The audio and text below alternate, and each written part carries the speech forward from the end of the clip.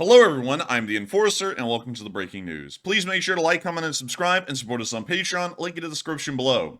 Today's breaking news is that just moments ago, major airstrikes occurred by the Israeli Air Force within the suburbs of southern Beirut, attempting to target and knock out Hezbollah commanders that were responsible for the attack on Majdal Shams just 2 days ago. We were able to get breaking information that these explosions just occurred around 26 minutes ago at the time of filming. We were able to get picture evidence of the explosions occurring within the area of South Beirut, and we were also able to get a small amount of videos as well. But we do have another little clip right here, once again showing the area around the explosion. And here it is right here.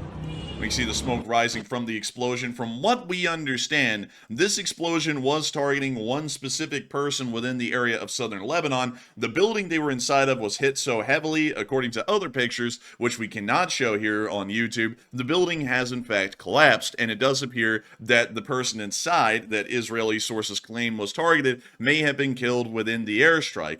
Israeli sources claim that Al-Hajj Mashin, a senior advisor to Nasrallah and member of the Shura Council, was killed in the airstrike on Beirut. The U.S. has offered a reward of up to $5 million for information on his whereabouts. We don't know exactly if this was the person that was hit in this airstrike at the moment, but it does sound as though the Israeli armed forces are believing that that was the person that was within the building when they conducted the airstrike, and they were attempting to try and take them out. From what we understand, this specific person was involved in the firing of the rockets that went over the Lebanese border and into the area of the Golan Heights, hitting the area around Majdal Shams and taking out several people, mostly children, at a football pitch within the area of the small town. We are believing that these actions may be part of a larger campaign against the Hezbollah forces inside of southern Lebanon. In fact, it appears that they are targeting Hezbollah forces throughout the entirety of Lebanon, with the strike happening in Beirut today. But we have been able to get official confirmation from the Israelis that the strike did occur, and we can see that there's a very interesting statement being put out by senior Israeli officials. Following the explosion in Beirut, a senior Israeli official says, "Our response will be painful and difficult. Whether or not war breaks out depends on the other side."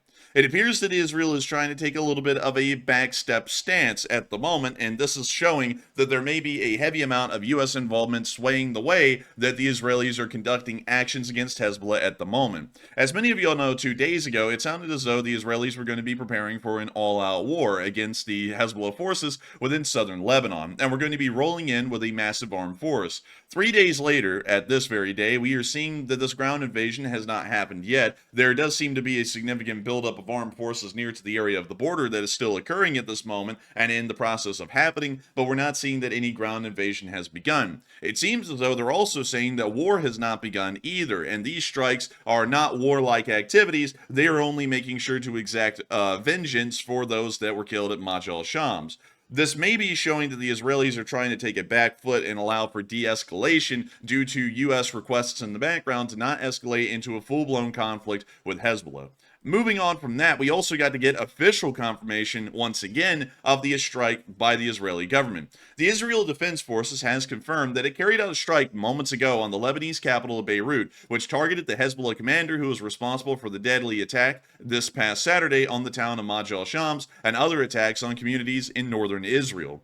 And while that statement was being made, rockets still rained over the border from southern Lebanon and into northern Israel, as we were able to see proof today of more Hezbollah rockets, like this one right here, landing and impacting right next to a car inside of the area of northern Israel. From what we understand, the amount of areas that have been attacked by Hezbollah, once again, are quite high. In pretty much the entire area of northern Israel, around the city, and let me make sure to try and get this city for y'all to show to y'all, of Kiryat Shimona has been attacked again by Hezbollah forces. We can see that on the map right here because we see Majdal just directly north of the major town that is currently under attack. This is something that once again is showing us that Hezbollah may not have any wish to de-escalate, and it may also be an attempt by the Israelis with their wordage saying that if a war starts, it's up to the other side, to try and make sure that the blame is strictly on Hezbollah if offensive actions continue and Israel has to make some sort of a defensive preemptive response by invading southern Lebanon and trying to wipe out Hezbollah. So it appears at the moment that we are still within the diplomatic maneuvers phase of this upcoming conflict, with both sides trying to position themselves to have diplomatic leverage and a good casus belli to begin their conflict with the other side.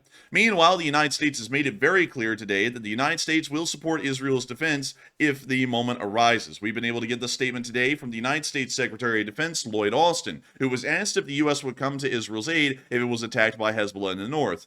Lloyd Austin responded that if indeed Israel is attacked, the United States will come to assist in defending itself.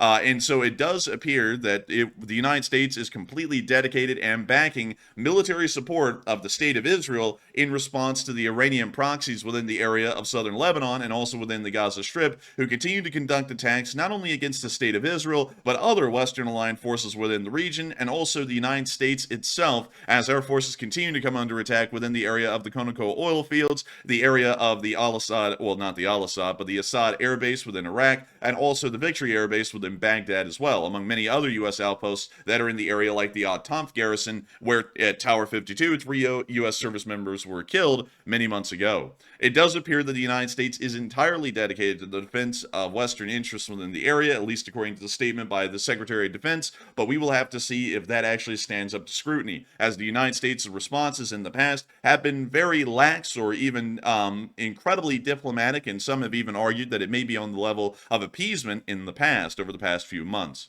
Moving on from that and up into some Ukraine war news, we have been able to hear today that military partisans, or pro-Ukrainian partisans inside the Russian Federation, have been able to catch a military plant within Yekaterinburg on fire. This is one of the larger military plants within the area of eastern Russia, and we can see that it has a massive fire that is building up on it. The fire brigade was arriving at that very moment. We do not know if the fire has been quelled at this moment, but we do have multiple videos, these two right here, showing that the fire is burning significantly on this military factory.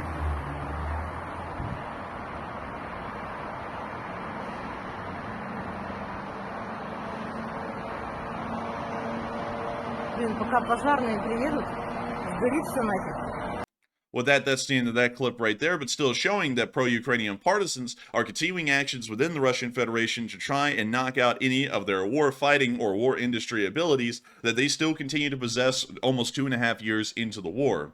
Meanwhile, in the city of Kursk, we were once again able to hear the sounds of unidentified explosions as Ukrainian drones were targeting different elements inside of the city.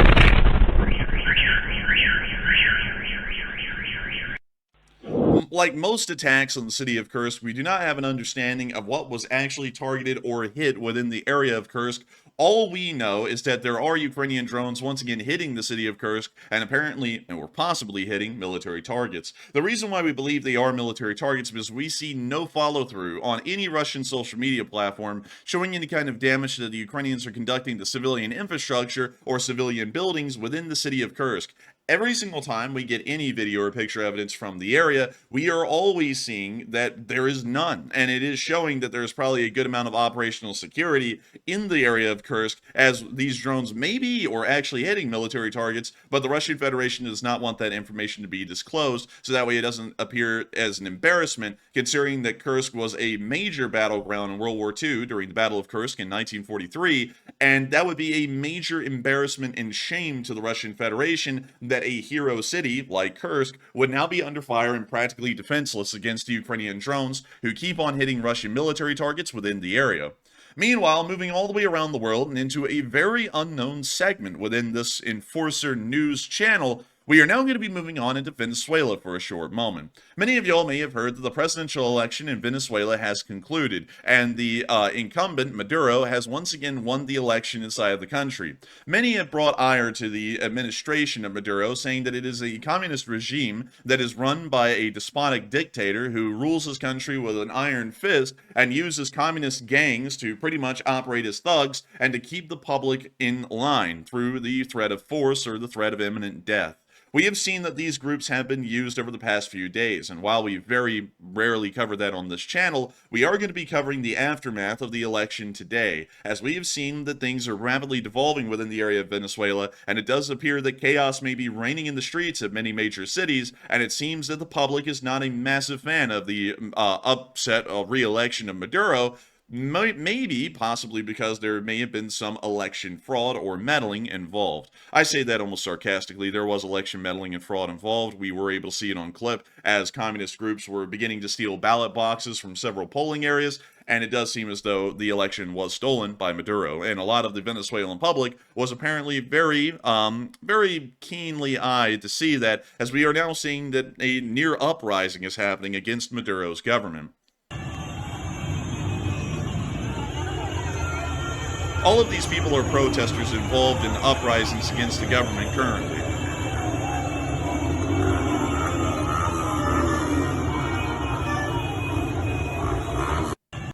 Meanwhile, we also got to see in another clip coming from Venezuela that protests are gaining strength against the Venezuelan government as police cars are being set on fire within the streets, and lawlessness appears to have arrived in most major cities of Venezuela.